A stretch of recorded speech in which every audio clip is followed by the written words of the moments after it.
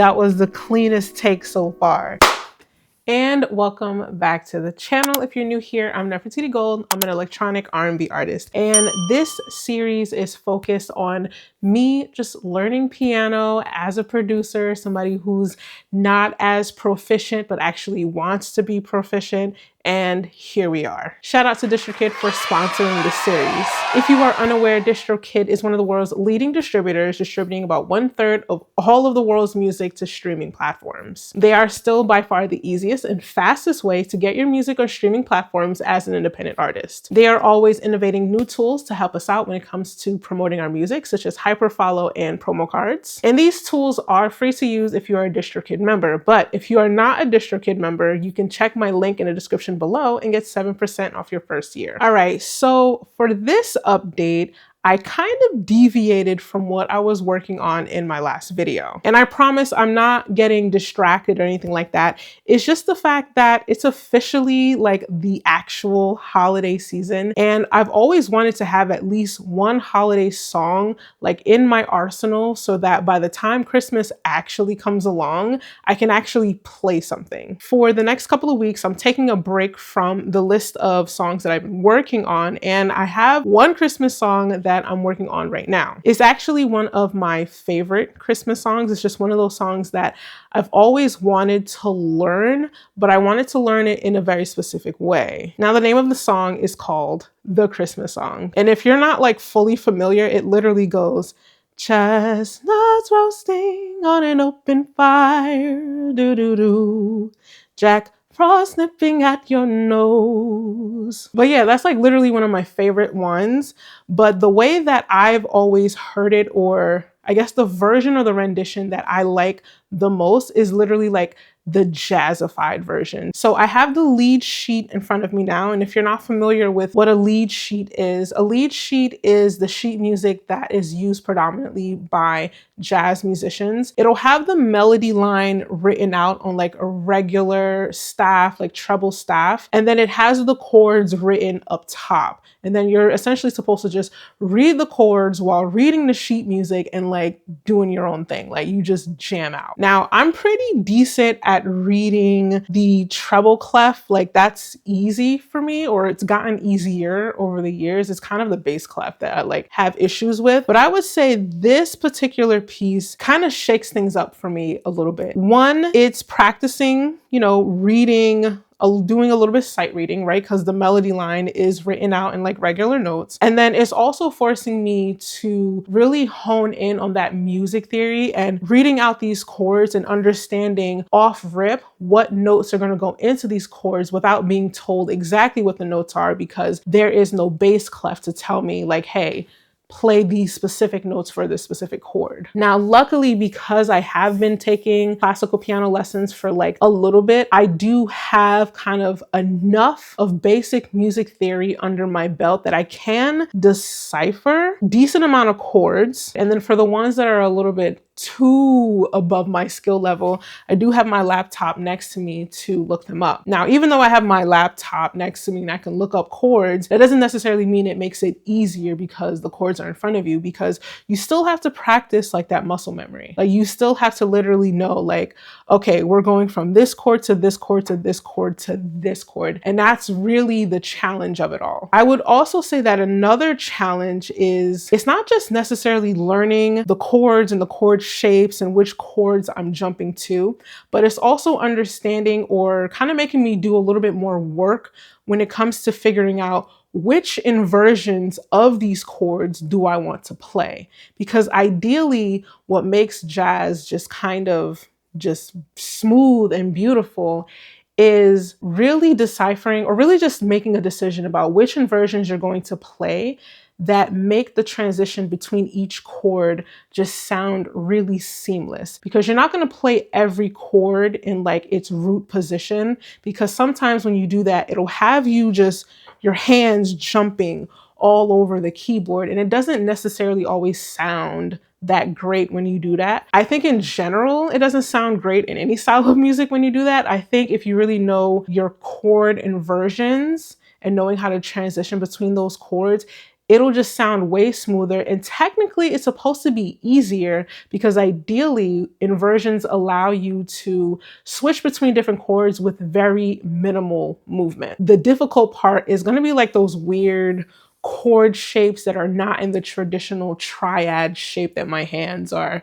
are used to as far as like muscle memory goes. All right, so I do actually want to get to playing, so we're going to do that now. I have been trying to work on this for a bit. I decided to just kind of attack it 2 lines at a time. The melody of the first 2 lines are as follows.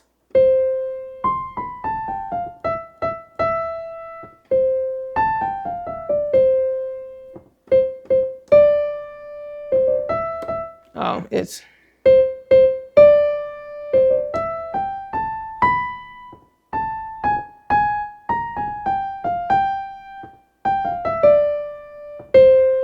that's like the end of the first 2 lines, and then that final C that I hit, that's the beginning of the 3rd line, and essentially repeats the melody again throughout. I'm just going to focus on those first 2 lines. I say the melody is technically the easier part of it.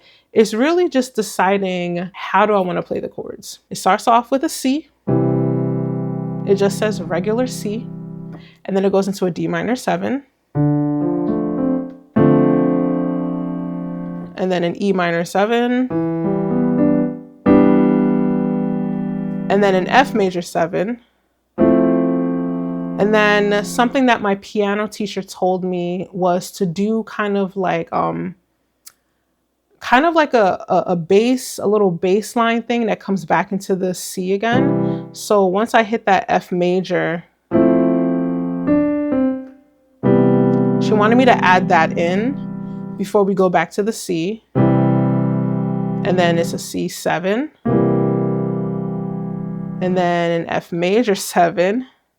And then this is a funky chord that took me a little while to get. It is a B flat 13. So I decided to play this version.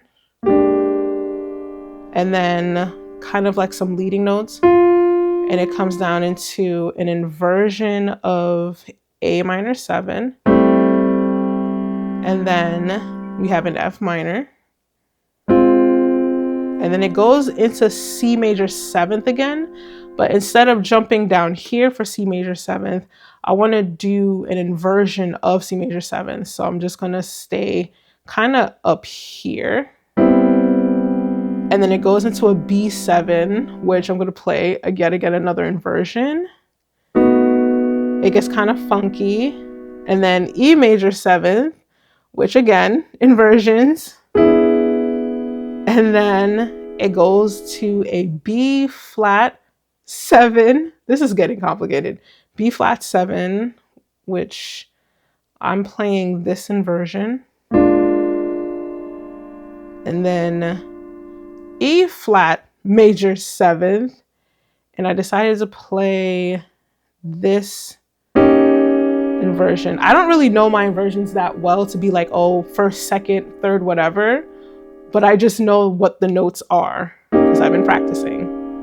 And it drops down to that G7. So that's the last chord before it circles back to that C major. So by the end of the line, it falls.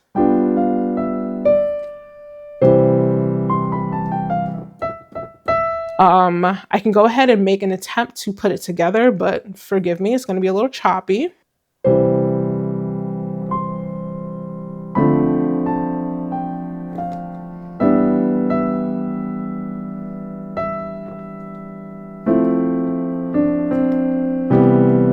And then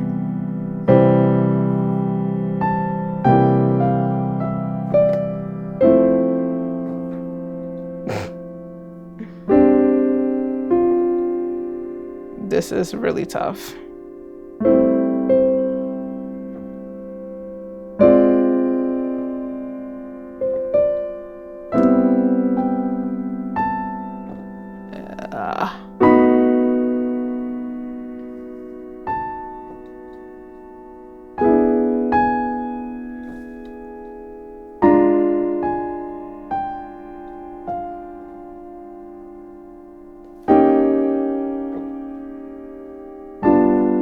notes,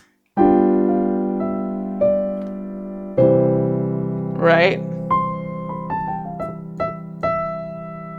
I can play the melody all day, but that hesitation is just really coming from the fact like it's so foreign to like my hands. Like it's really just foreign to like the muscle memory of it. And I know how it's supposed to sound. I know what the tempo should be, or like I know how it flows, right? I don't have to stick to like the strictest of tempos because, you know, jazz can be a little bit more free flowing, but you don't want to deviate so far from the rhythm that it becomes unrecognizable. But I would say a lot of my hesitation is just from just from the fact that I'm just unfamiliar with it. And then I'm also thinking and trying to remember the inversions of the chords that I want to play. My next best bet is to also take those two lines and break it up bar by bar and get it smooth. And go really slow.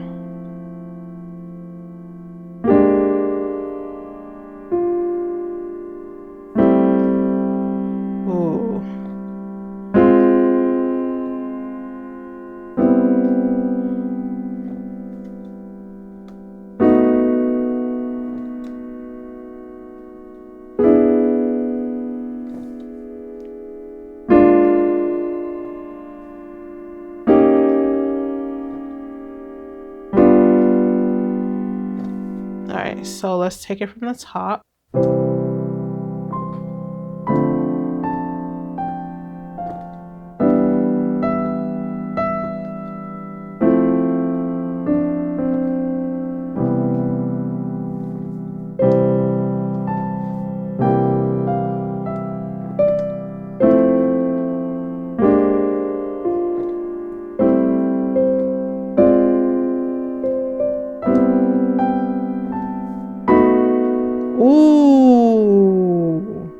Ooh, that was the cleanest take so far. That was the cleanest take so far. All right, so basically with that said, I appreciate you guys for sticking it out with me for another episode of learning to play piano as a producer. I would appreciate if you guys just hit the subscribe button. I'm trying to hit that 10K. I don't know if it'll happen before the end of the year. There's literally like 30 days left. But if you could hit the subscribe button, I would greatly appreciate it. And if you've enjoyed this video, definitely check out one of these other ones, and I will see you in the next one.